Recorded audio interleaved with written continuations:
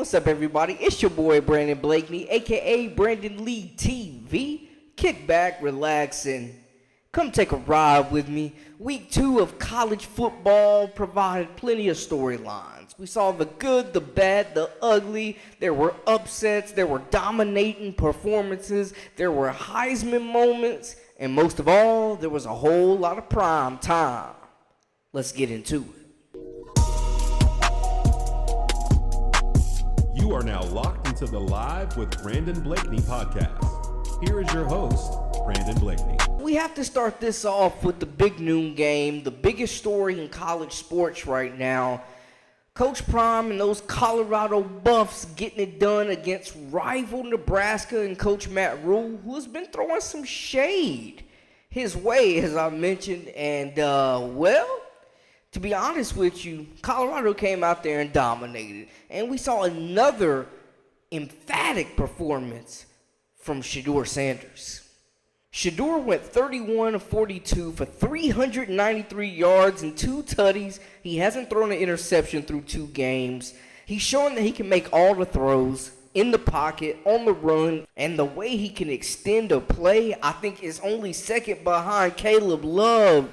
He is he's just tough to bring down, man. And he will stretch that play till somebody is open. So you love to see that. Travis Hunter, they didn't really throw his way, to be honest with you. They didn't really test him like that. But he did have 3 grabs for 73 yards. And, hey, they ran through their rival. I will say they did look weak at times trying to stop the run up the middle. Nebraska had some success, but they had too many turnovers. And, hey, Colorado was able to capitalize and jump on them fumbles. So next, they go to Colorado State. That'll be a rivalry game. Well, they host Colorado State, I should say. That'll be a rivalry game. And then they're on the road to Oregon.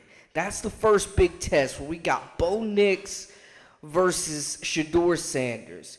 A lot of these tough skill matchups. Hey, I'm just saying it should be a good one. Now, I ain't going to lie to y'all. Speaking of Oregon, Texas Tech had them boys on the ropes. They had them boys on the ropes, but you presume that both teams will win this week coming up, and it will be a matchup of 2 3-0 squads and some Pac-12 action the last year of the conference. So a lot of excitement, man. I like Bo Nix. I like the skill position players out at Oregon. They've got some speed.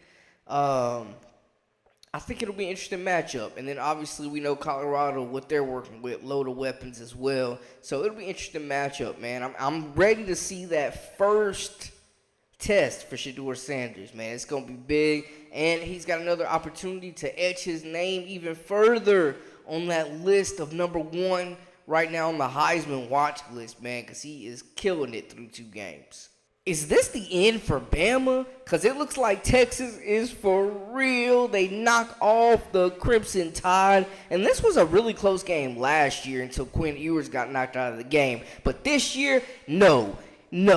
He was active. The silent killer went 24 of 38 for 349 yards and 3 tutties. Man, they took a whole bunch of punches. They took haymakers from Jalen Milroe. They took Bama's best shots at times, and they prevailed. They answered every single time. Whenever a big play needed to be made, it was made by this offense, and the defense played pretty well too, getting a pick 6. So I'm just saying, Texas looking like the real deal, man. All that recruitment, all that NIL money they're tossing around, it seems like it's paying dividends. Huge program win for them.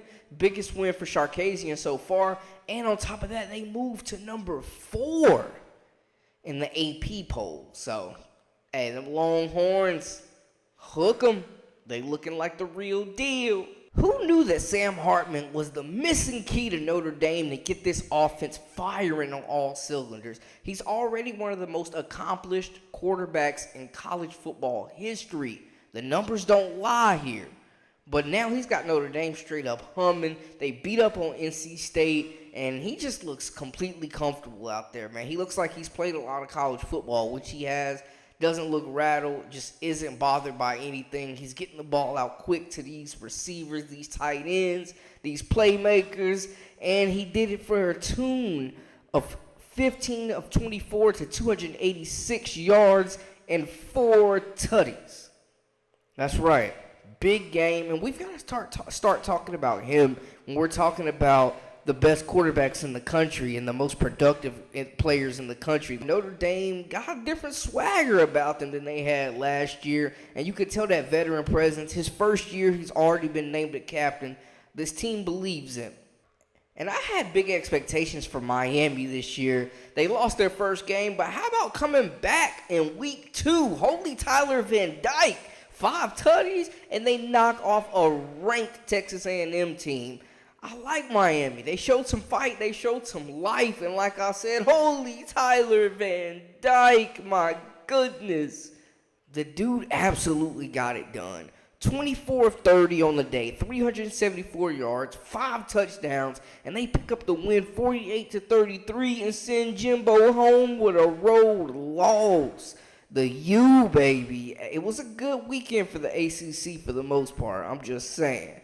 And speaking of the ACC, UNC escaped App State once again. Omarion Hampton, holy hell, 3 touchdowns, put this team on his back and carried them over 200 yards. Are you kidding me? Saved them from a disastrous L as they're trying to make a run for the college playoff, man. They got Drake May. Drake May, no touchdowns, but he did all right. But the real star was Hampton. Absolutely got it done for the Tar Heels and helped them escape those pesky Mountaineers.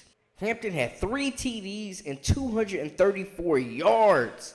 Literally carried UNC past App State, and it keeps the Tar Heels undefeated on the year, man. So you gotta appreciate that. Drake May went 21 of 30 for 208 yards. So we'll see, if they can keep this momentum going, and if Drake May continues to just be the prolific passer he is, man. We're still waiting for one of those big games from him. But he played pretty good against South Carolina. We're going to talk about one of those Heisman games. It just sucks that Tez Walker, the young kid Tez Walker, the receiver that was supposed to be the number 1 guy replacing Josh Downs this year, has been ruled ineligible, man. So huge hit to the Tar Heels and their passing game, man. Drake May's Heisman hopes at this point. Just got to be honest about it. And then to round it out, how about those Washington State Cougars doing it for the memory of Mike Leach, the legend? Man, Cam Ward, former FCS quarterback, Jerry Rice Award winner out in Incarnate Word. He's the real deal. He had a good season at Washington State last year, his first season in the FBS. But year 2? Oh, he is making himself at home. We're talking about one of the top dual-threat quarterbacks in the nation. Can run it, not afraid to take a hit, goes in between the tackles, can cut it outside, really get upfield, and he's a problem in open field. But then on the other end, he's beating you with his arm. He's getting it out quick, got a nice spiral, making all the throws, doesn't hold the ball long, doesn't turn it over too much, especially not this season. Man, he's running the offense, running the show, and showing that he is one of the most dynamic signal callers in the nation, on the ground, through the air. He's getting it done. Washington State, 2-0. 2-0, man. And they beat a ranked Wisconsin team. They're now ranked 23rd in the AP last time I checked. And the Cougars are rolling, man. We're talking about all these signal callers from the Pac-12. We got to mention Cam Ward in there as well. He's getting it done. But hey, it was a good Saturday. Honestly, there was a whole lot of action going on. Clemson won. It looked a little shaky at first, but Kludnick and those guys look like they're putting it together. So they got a big dub. And it'll be interesting to see what they can do to continue to bounce back and be one of those powers in the ACC with Florida State and those guys. But we'll see, man. Michigan won.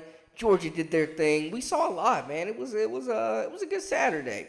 But shout out to those Longhorns. Shout out Colorado. Whole lot of action. Whole lot of upsets. Whole lot of smoke. And this upcoming week, we got even more, baby. So y'all stay locked in and make sure to hit that subscribe button for all the latest and the greatest. I am Brandon Blakeney, a.k.a. Brandon Lee TV. Until next time, we out.